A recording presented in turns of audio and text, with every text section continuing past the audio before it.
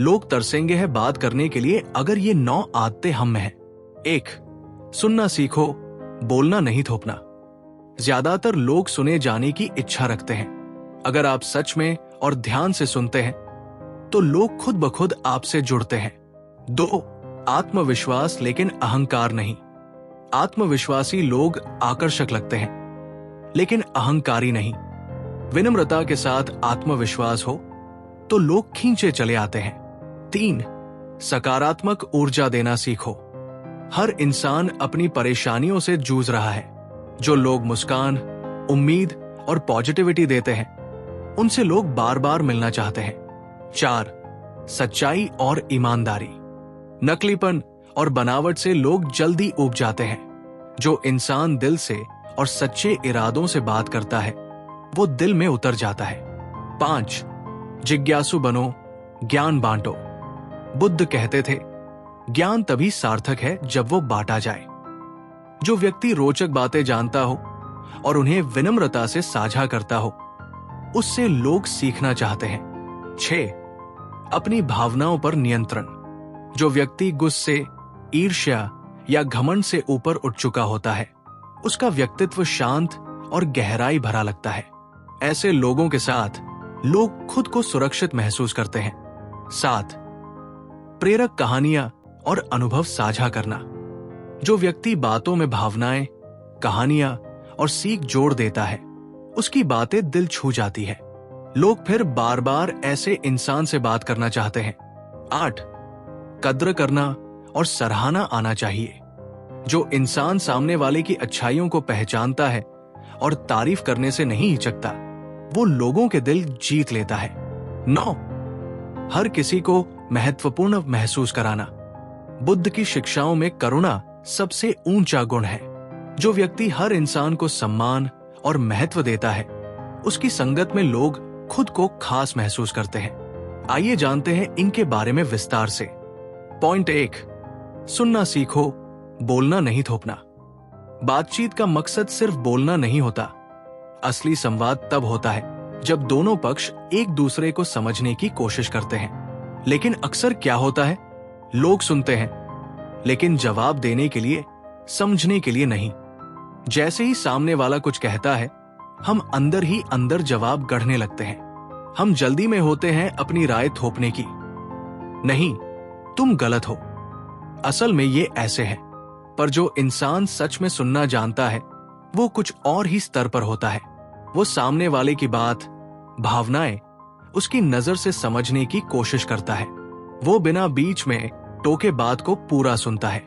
उसका सुनना सामने वाले को ये एहसास दिलाता है कि मैं महत्वपूर्ण हूं। अच्छे श्रोता की निम्न विशेषताएं होती है। सहनशीलता, बिना जल्दी किए सुनते हैं। निष्पक्षता, सामने वाले की भावना को सम्मान देते हैं। सहानुभूति, ये समझते हैं कि सामने वाला कैसा महसूस कर रहा है।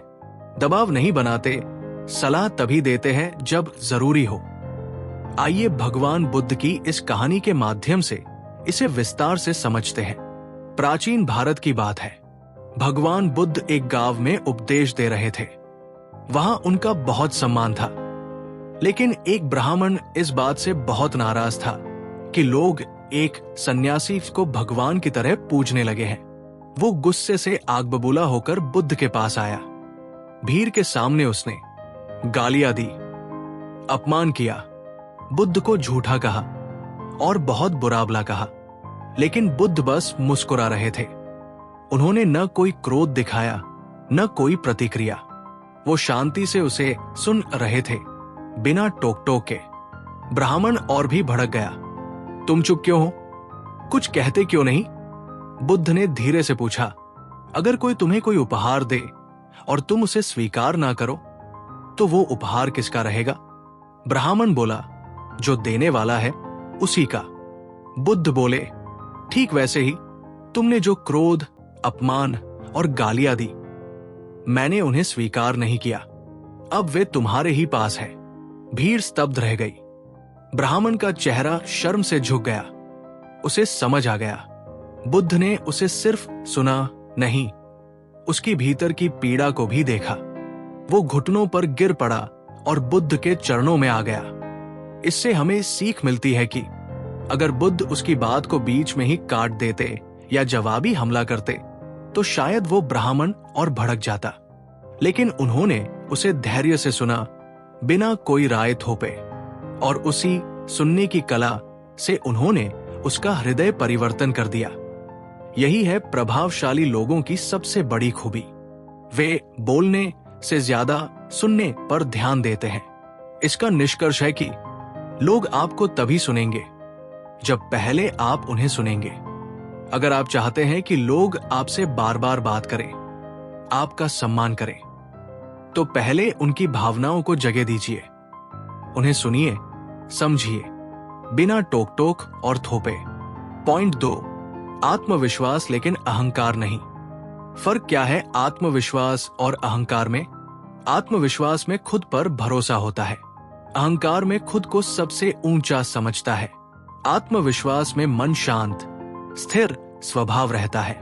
अहंकार में दिखावटी बोलचाल ज्यादा होता है। आत्मविश्वास में दूसरों की इज्जत करता है, अहंकार में दूसरों को छोटा समझता है।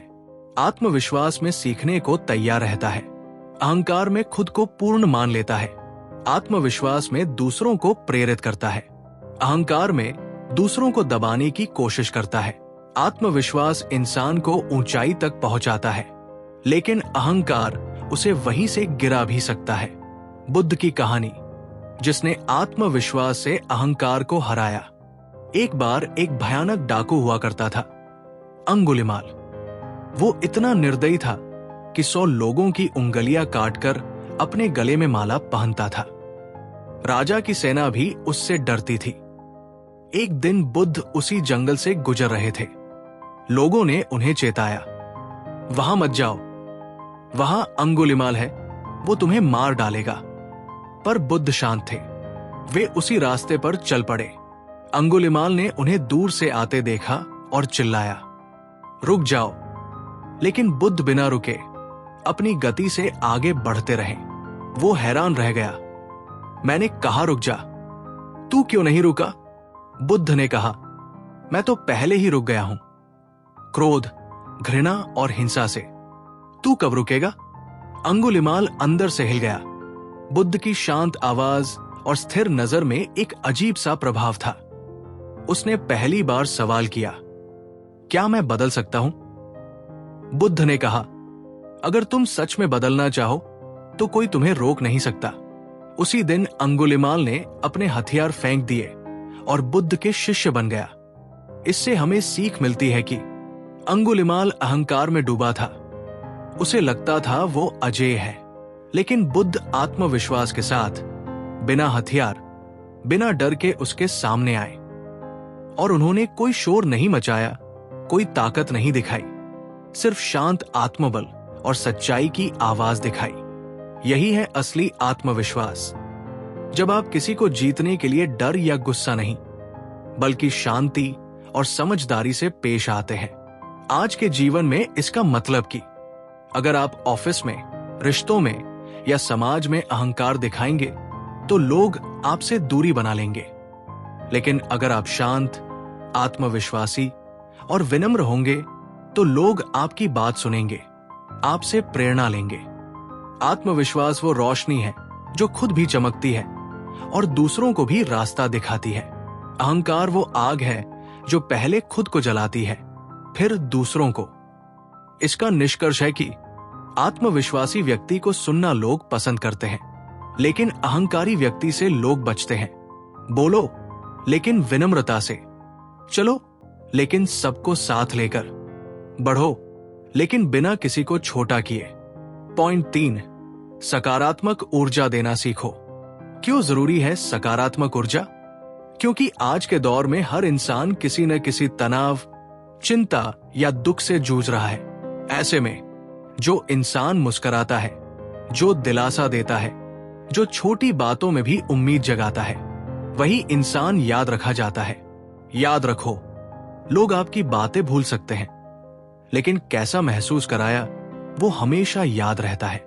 अगर आपकी उपस्थिति लोगों के मन में शांति, सुकून और प्रेरणा भरती है तो वे बार बार आपकी संगत चाहेंगे। एक बार की बात है, एक युवक बेहद परेशान था। उसका जीवन दुख, असफलताओं और नकारात्मक सोच से भरा था।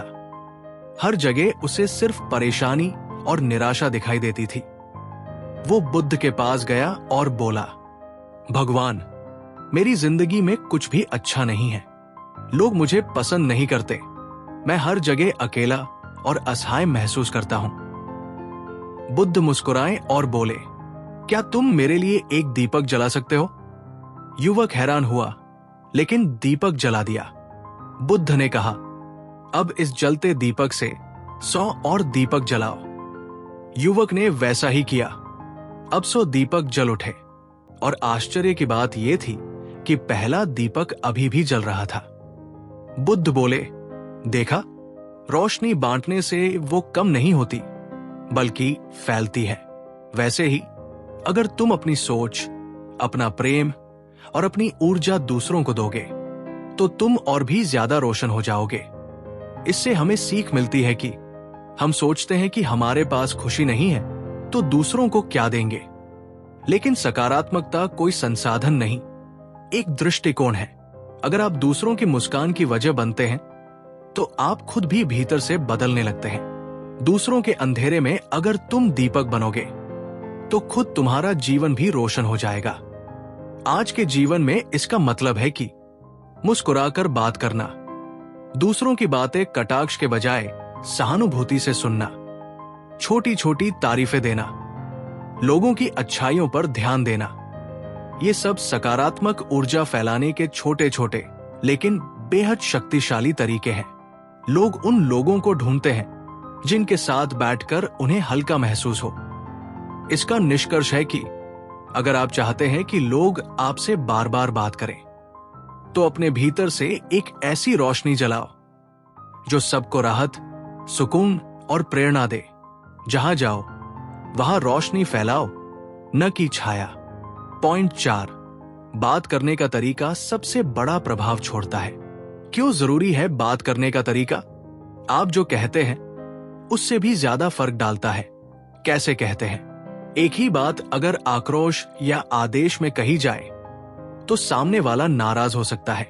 वही बात अगर सम्मान और प्रेम से कही जाए तो सामने वाला प्रभावित होता है। बातें नहीं चुपती, लेकिन उनका तरीका चुप सकता है।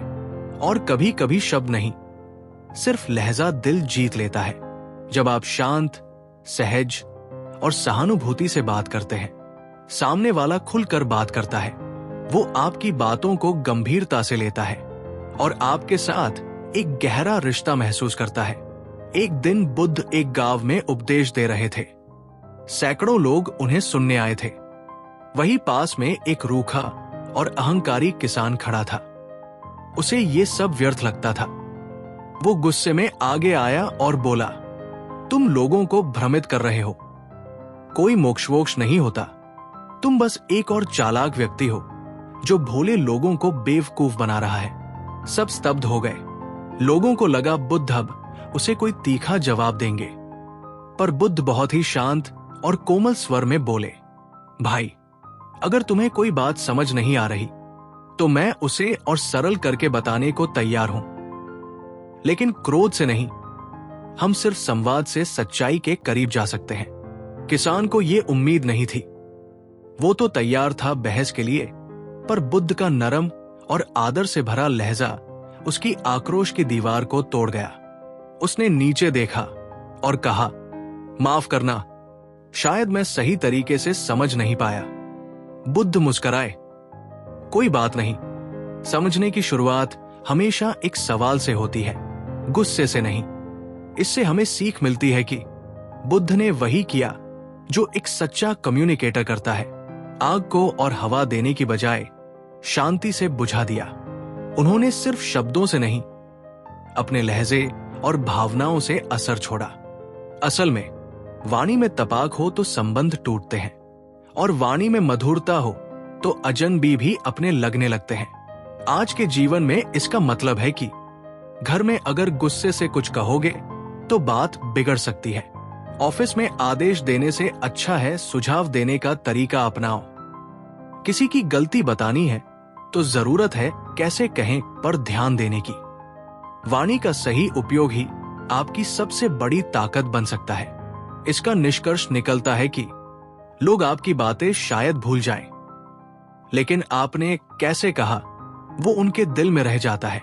बोलने से पहले सोचो, क्योंकि शब्दों की चोट तलवार से गहरी होती है, और अगर लहजा नम्र हो तो वो शब्द दवा बन जाते हैं। पॉइंट 5, सुनना बोलने से ज्यादा शक्तिशाली होता है। आज की दुनिया में सब बोल रहे हैं पर कोई सुन नहीं रहा। लोग अपनी बात रखना चाहते हैं लेकिन दूसरों की बात सुनना भूल जाते हैं।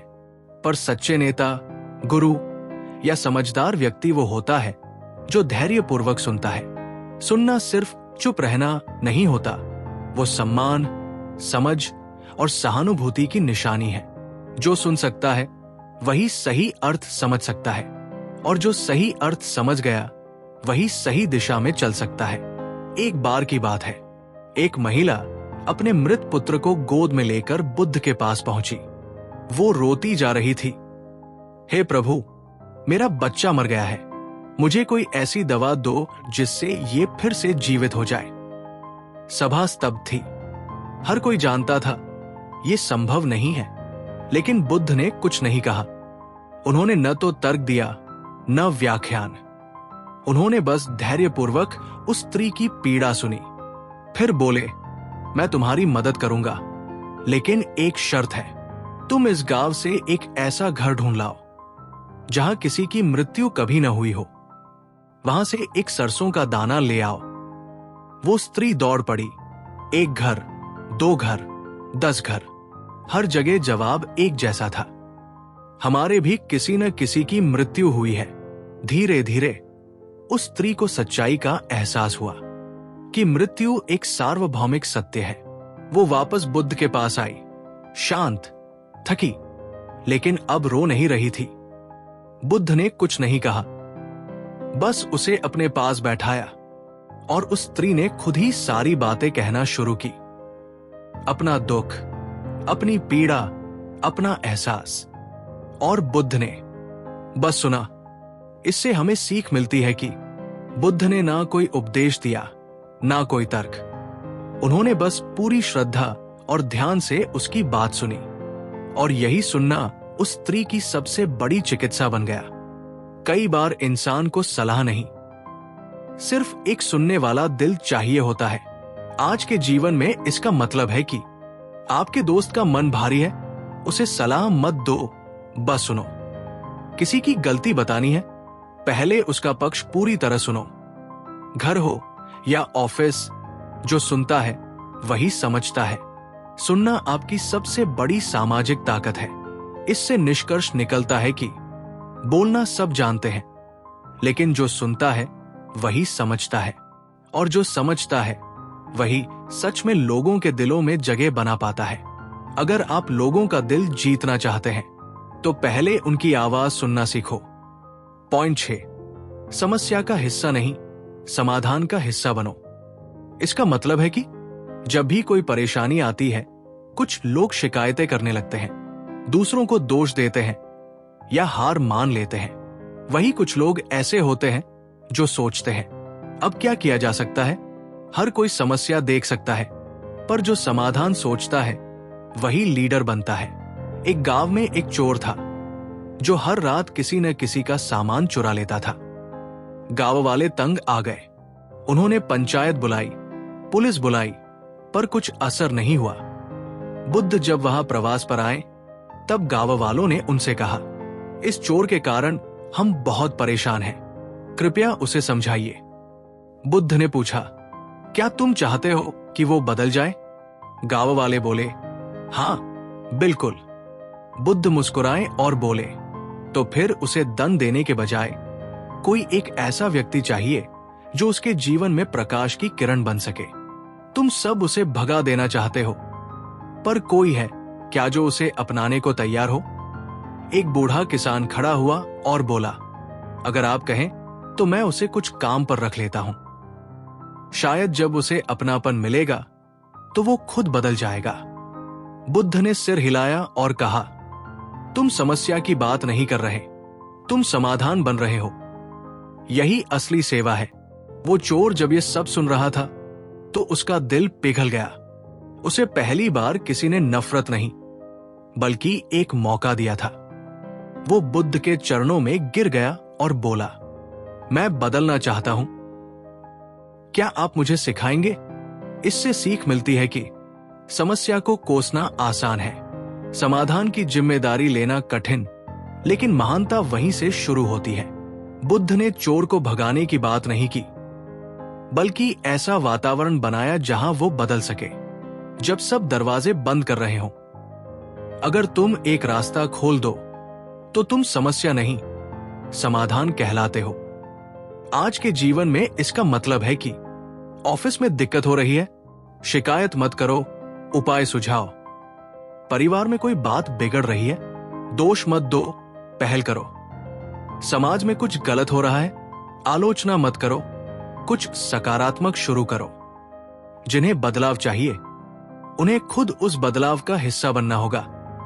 इससे निष्कर्ष निकलता है कि दुनिया में दो तरह के लोग होते हैं, जो पूछते हैं ये समस्या कब खत्म होगी, और जो कहते हैं मैं इसे खत्म करने में क्या कर सकता हूं। तय करो, तुम भीड़ का हिस्सा बनोगे या समाधान की शुरुआत बनोगे। पॉइंट 7, लोगों को उनके नाम से पुकारो। ये दिल छू जाता है। ये बात जितनी छोटी लगती है, असर उतना ही गहरा होता है। किसी को भाई, सुनो, अरे ओ कहने से वो सामान्य महसूस करता है, लेकिन जब आप कहते हैं राम भैया आप ठीक हो, सीमा जी आपने बहुत सुंदर काम किया, तो सामने वाला खुद को महत्वपूर्ण महसूस करता है। नाम सिर्फ एक शब्द नहीं होता, वो व्यक्ति की पहचान, सम्मान और आत्मीयता का प्रतीक होता है। एक बार एक युवा साधु बुद्ध के संघ में शामिल हुआ। वो बहुत ही विनम्र था, लेकिन शर्मीला भी। संघ में हर कोई उसे सिर्फ साधु, नवीन भिक्षु कहकर बुलाता था। कभी किसी ने उसका नाम नहीं पूछा। वो भीतर से थोड़ा उपेक्षित महसूस करने लगा। उसे लगा कि शायद उसका कोई मूल्य नहीं। कुछ दिन बाद बुद्ध ने सभा में उसे देखा। वो बहुत शांत था, लेकिन आंखों में उदासी थी। बुद्ध उसके पास गए, मुस्कुराए और पूछा, वत्स, तुम्हारा नाम क्या है? उसने धीमे से कहा, अनिरुद्ध। बुद्ध बोले, अनिरुद्ध, तुम आज बहुत ध्यानस्थ लग रहे हो। तुम्हारी ऊर्जा यहां सभी को शांत कर रही है। सभी भिक्षु चौंक गए। कभी बुद्ध ने इतने आदर से किसी का नाम लेकर सार्वजनिक रूप से सराहना नहीं की थी। अनिरुद्ध की आंखों में आंसू थे, लेकिन इस बार खुशी के। उसे पहली बार लगा वो सिर्फ एक भीड़ का हिस्सा नहीं, बल्कि उसकी एक अलग पहचान है। इससे सीख मिलती है कि लोग आपका ज्ञान भूल सकते हैं, लेकिन वो कभी नहीं भूलते कि आपने उन्हें कैसा महसूस कराया। नाम से बुलाना एक मानवीय जुड़ाव, ह्यूमन कनेक्शन है।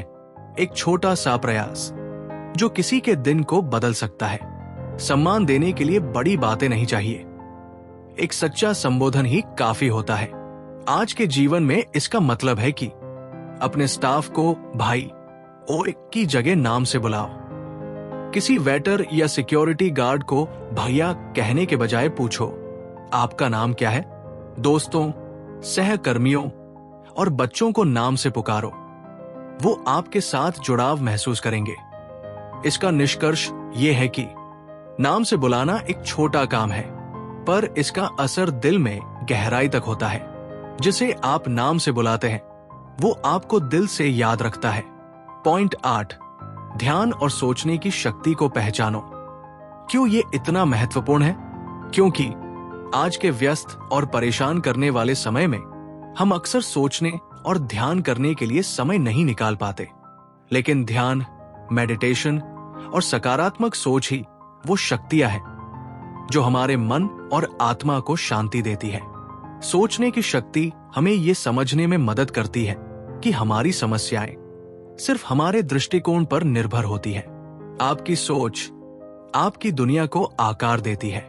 जितना साफ आपका मन होगा, उतनी ही स्पष्ट आपकी राह होगी। एक बार बुद्ध एक शांत स्थान पर ध्यान करने के लिए बैठे थे।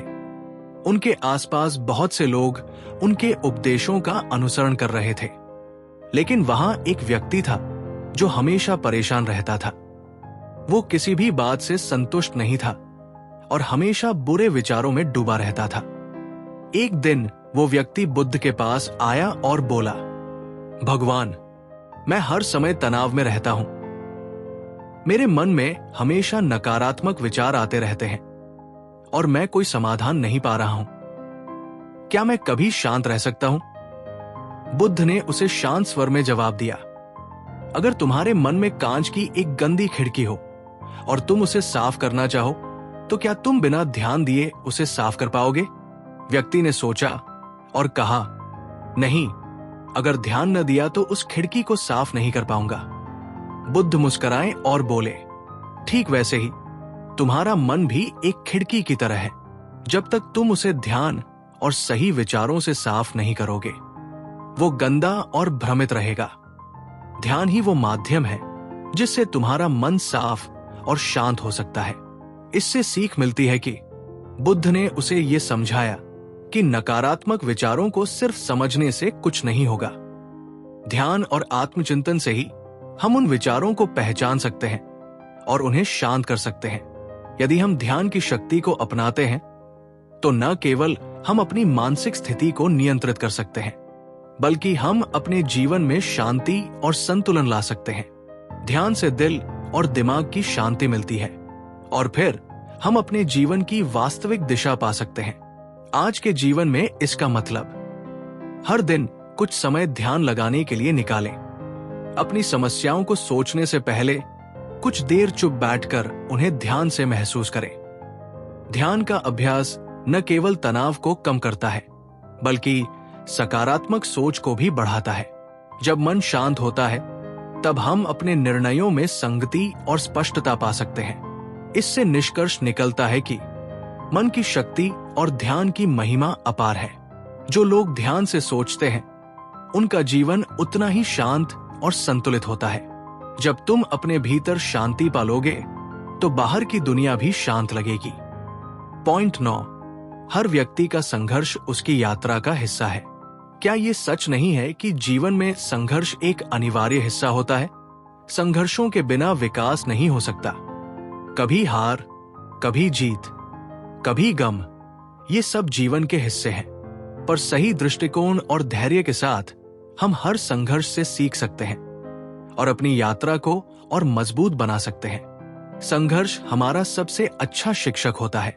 वो हमें ताकत, साहस और आत्मविश्वास देता है। एक समय की बात है, एक राजा बुद्ध के पास आया। उसके चेहरे पर दुख था और वो परेशान दिख रहा था। राजा ने बुद्ध से कहा, हे बुद्ध, मेरा जीवन बहुत कठिन हो गया है। मेरे राज्य में कई समस्याएं हैं और मैं हर दिन अपने लोगों की परेशानियां सुनता हूं। क्या मैं कभी शांति और संतोष पा सकता हूं? बुद्ध ने राजा से कहा, राजन, तुम अपनी समस्याओं को एक परीक्षा की तरह देखो। क्या तुम मेरे साथ चलकर एक छोटी यात्रा पर चलना चाहोगे? राजा सहमत हुआ और बुद्ध के साथ यात्रा पर चल पड़ा। कुछ देर चलने के बाद बुद्ध ने राजा से कहा, तुम्हें यहां एक नदी मिलेगी जो गहरी और तेज बहती होगी। तुम्हें उसमें कूदकर पार करना होगा। पर ध्यान रखना, अगर तुम डरकर वापस मुड़ोगे तो तुम कभी पार नहीं कर पाओगे। राजा डर के बावजूद नदी के पानी में कूद पड़ा और कुछ मुश्किलों के बाद वो पार हो गया। जब वो दूसरी ओर पहुंचा तो बुद्ध ने कहा, तुमने ये नदी पार की तो तुम अपने दुखों और संघर्षों से भी पार कर सकते हो। हर संघर्ष सिर्फ एक कदम है तुम्हारी यात्रा की ओर। इससे सीख मिलती है कि बुद्ध ने राजा को यह सिखाया कि संघर्ष कभी अंतिम नहीं होता। ये एक यात्रा का हिस्सा है और जब हम उसे साहस से स्वीकार करते हैं तो हम और मजबूत होते हैं। संघर्षों का सामना करना हमें आत्मविश्वास और नवीन दृष्टिकोण देता है। हर संघर्ष हमें सीखने और बढ़ने का मौका देता है। संघर्ष से भागना नहीं चाहिए, बल्कि उसे समझकर उससे आगे बढ़ना चाहिए। यही जीवन का असली सार है। आज के जीवन में इसका मतलब है कि संघर्षों से घबराओ मत, वो तुम्हारी यात्रा का हिस्सा है। हर समस्या के पीछे एक सीख और एक नया अनुभव होता है। जब जीवन में समस्याएं आएं, तो उन्हें अवसर के रूप में देखो। ये तुम्हें आत्मविश्वास, साहस और नए विचार देंगे। इससे निष्कर्ष निकलता है कि संघर्ष कभी भी अस्थायी नहीं होते। वो सिर्फ तुम्हारी यात्रा को समझने और मजबूत बनाने का तरीका होते हैं। जब तुम अपने संघर्षों का सामना करने में सक्षम हो जाते हो, तो जीवन का हर कदम तुम्हारे लिए एक नया अवसर बन जाता है।